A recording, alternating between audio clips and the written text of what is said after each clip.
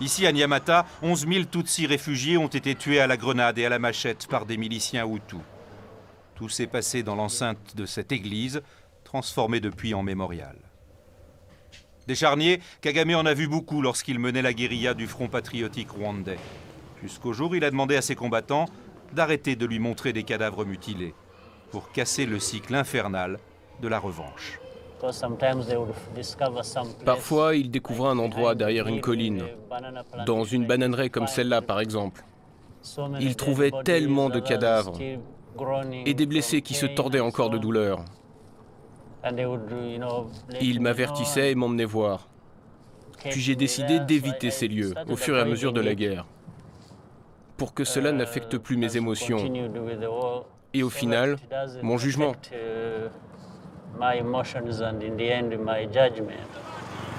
Les tensions ethniques n'ont pas disparu et ses opposants lui reprochent d'incarner un pouvoir avant tout Tutsi.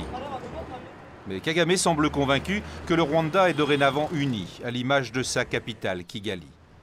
Le centre névralgique de ce nouveau Rwanda, c'est la présidence où Kagame, à 55 ans, règne avec une discipline de fer, n'hésitant pas à écarter des proches au nom de l'efficacité. Ce jour-là, il signe des lois favorisant l'investissement étranger. Nous cherchons à rendre le business le plus facile possible au Rwanda. Nous nous sommes rendus compte que c'était un des aspects les plus importants de notre développement. Fini le temps où Kagame défiait volontiers l'Occident. Lui qui avait rompu les relations avec la France pendant 4 ans et s'était brouillé avec l'Allemagne, à cause d'une enquête l'accusant d'avoir joué un rôle clé dans le déclenchement du génocide. Une époque révolue pour l'ambassadeur allemand. Monsieur le Président, lorsque nous nous sommes rencontrés pour la première fois, vous parliez d'une anicroche dans nos relations. Grâce aux efforts de chacun, c'est comme quand vous avez une éraflure sur votre voiture et que vous l'emmenez chez le garagiste. Vous allez la chercher et elle a l'air plus neuve qu'avant.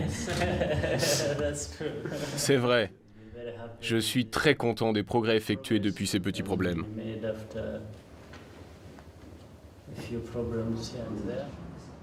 Preuve de la confiance retrouvée et que la lutte contre la corruption n'est pas un vain mot, le diplomate annonce que Berlin apporte désormais un soutien financier direct au Rwanda.